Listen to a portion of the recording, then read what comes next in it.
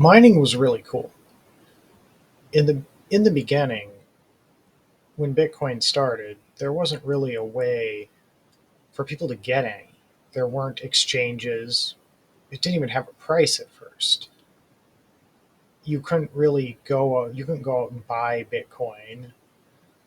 Uh, there there wasn't any infrastructure, but you needed an initial distribution. You needed to get some coins out to people so that they could do something with them, so that they had the opportunity to trade with them or collect them or whatever they wanted to do with them.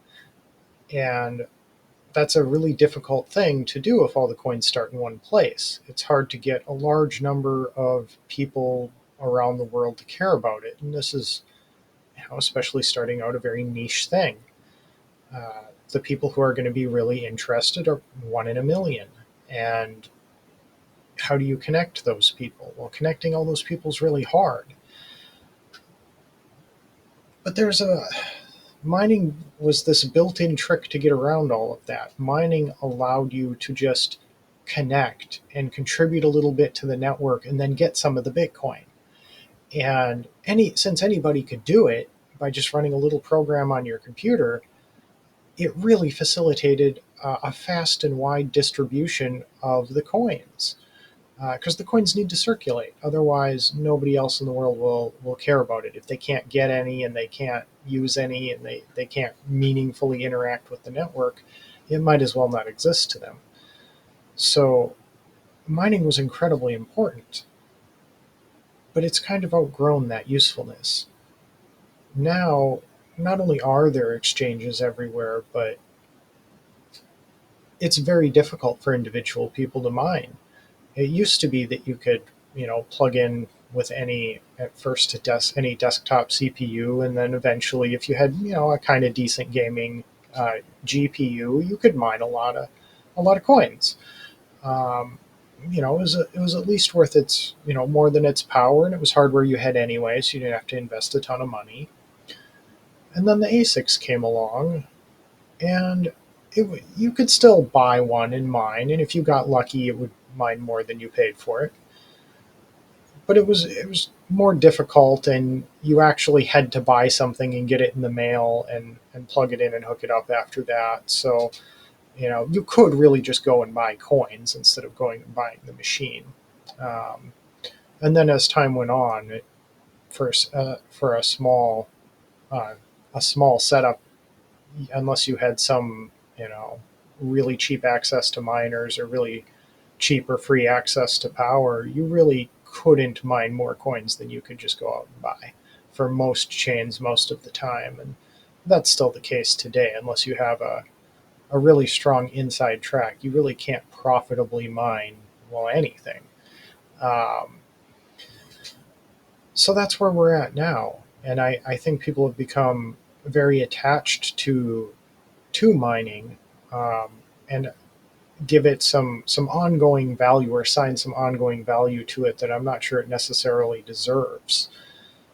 I think at this point it's perhaps more of a cost and a weakness than it is a benefit.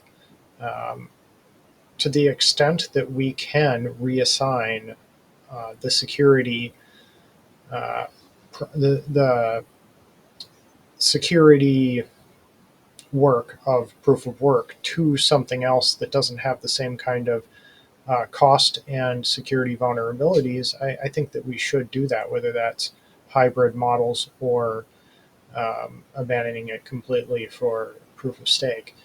Um, mining on its own as a security mechanism is very expensive, and it's not a terribly good governance mechanism either.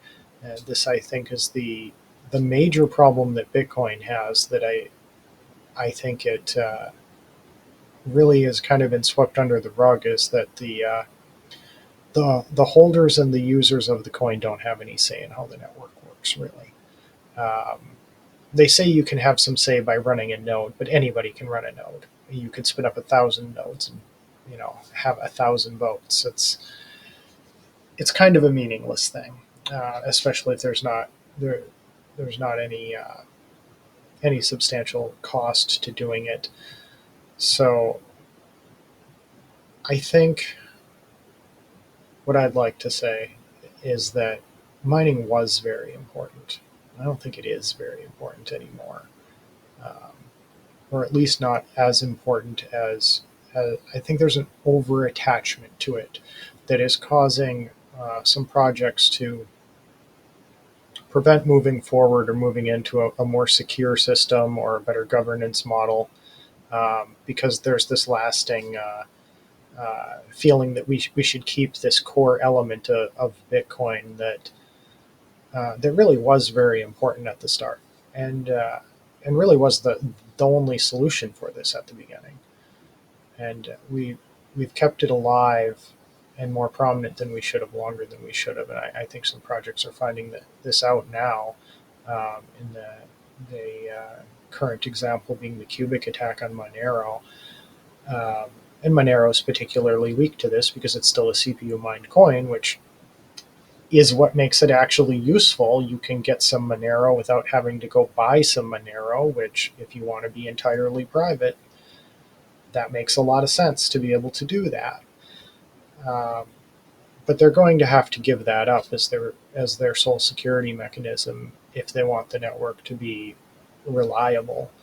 Uh, because if a relatively small actor can come in and take 30-40% of the hash rate, whatever it is, you want to argue about that.